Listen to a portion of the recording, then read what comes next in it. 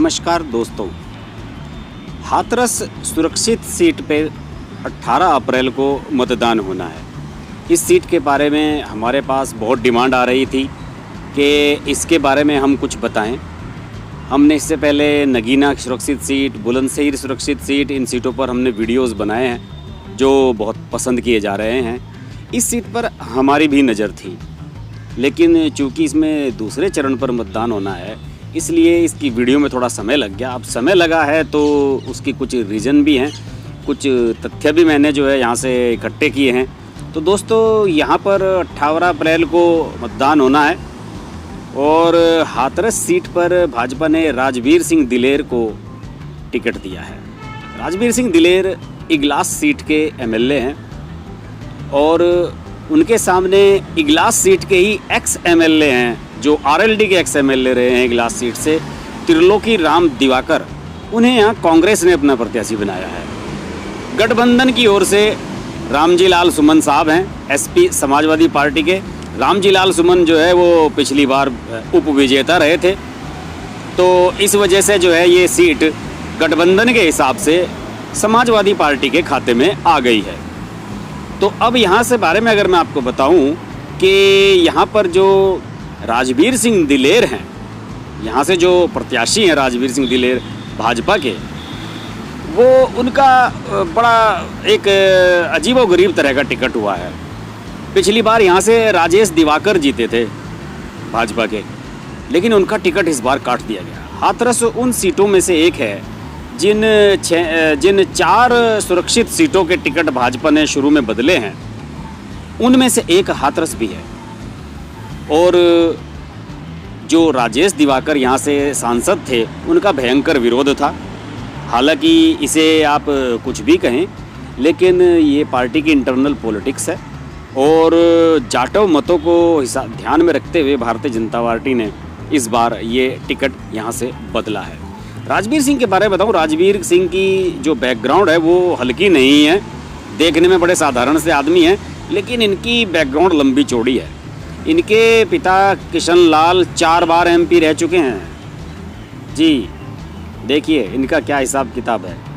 और ये जो गठबंधन के प्रत्याशी हैं रामजी लाल सुमन, समाजवादी पार्टी के केंद्रीय मंत्री भी रहे हैं और फिरोजाबाद सीट से 4 बार सांसद रह चुके हैं। तो यहाँ पर तकड़ी टक्कर होने जा रही है साहब भाजपा और गठबंधन के बीच में। मुझे तो यही नज़र आ रहा है फ़िलहाल आंकड़े देखते हुए।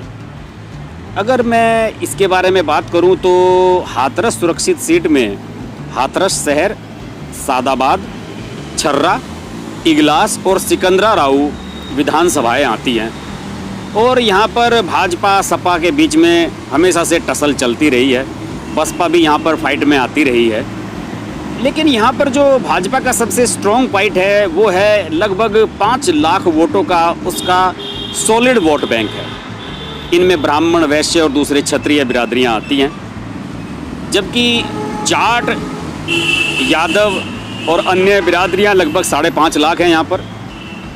दलित वोट 5 लाख हैं, मुस्लिम वोट 1.5 लाख है। इस हिसाब से आप जो सपा के प्रत्याशी हैं, गठबंधन प्रत्याशी हैं, उनके समीकरण को आप कमज़ोर नहीं आंक सकते। यानी दोनों प्रत्याशियों के 4-4, 5-5 लाख वोट सॉलिड हैं। अब इनमें से कितने वोट ये डलवा पाते हैं, ये देखने वाली बात होगी। बहरहाल चुनाव जोरदार चल रहा है, जनसंपर्क अभियान यहाँ से जारी है।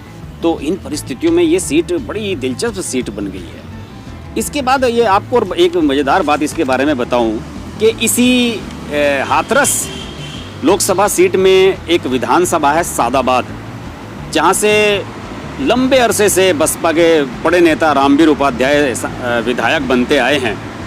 उनकी पिछले दिनों ये चर्चा आई थी कि वो भारतीय जनता पार्टी में जा रहे हैं। उनकी पत्नी सीमा उपाध्याय का, जो कि 2009 में फतेहपुर सीकरी से सांसद भी रही हैं, उनका इस बार टिकट काट दिया गया है। तो वो बसपा से नाराज़ बताए जाते हैं।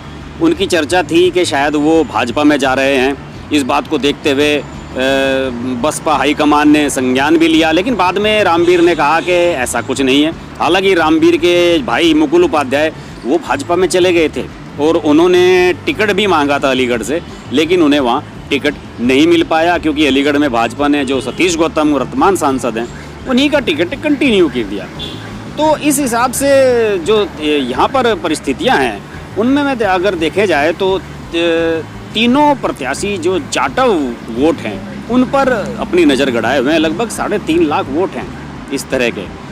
और 2014 में यहाँ बसपा दूसरे नंबर पर रही थी, हाँ जी, और इस रामजी लाल सुमन तीसरे नंबर पर रहे थे। शुरू में मैंने कहा था वो दूसरे पे रहे थे, लेकिन बसपा यहाँ दूसरे पे रही थी और इसके बावजूद भी ये सीट सपा के खाते में गई।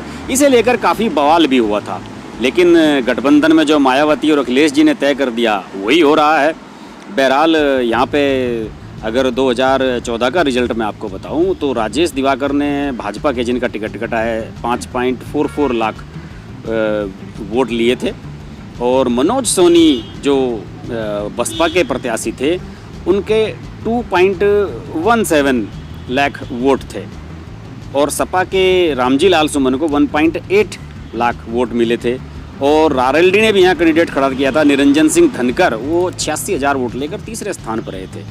यानी कि अगर मैं तीनों के वोट जोड़ दूं, बसपा, सपा और आरएलडी के, तब भी भाजपा के बराबर नहीं बैठ रहे हैं। तो ऐसे में मुझे लगता नहीं कि यहाँ समीकरण गठबंधन के लिए सरल है। यहाँ भाजपा मुझे जीतती हुई नज़र आ रही है।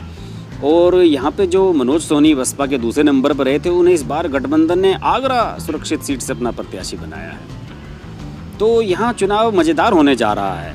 2009 के अगर रिजल्ट की मैं बात करूं तो 2009 में यहाँ सारिका देवेंद्र सिंह बघेल आरएलडी की, वो 2.47 लाख वोट लेकर जीती थी, और बसपा के राजेंद्र कुमार 2.11 वोट लेकर दूसरे स्थान पर रहे थे। तो यहाँ पर कॉन्टेस्ट दिलचस्प होने जा रहा है, और इसके बारे में कुछ और दिलचस्प जानकारी मेरे पास होगी तो मैं आपसे ज़रूर शेयर करूँगा। आप देखते रहिए हर्ष की बात लाइव। और हमारा अगर चैनल सब्सक्राइब नहीं किया है, दोस्त सब्सक्राइब कर लें, क्योंकि हम लाइव आते हैं और लाइव आकर आपके सवालों के जवाब देते हैं। और अगर आपने नोटिफिकेशन के लिए बेल आइकन नहीं दबाया है तो फिर आप लाइव हमसे नहीं जुड़ पाएंगे। देखते रहिए हर्ष की बात लाइव। नमस्कार।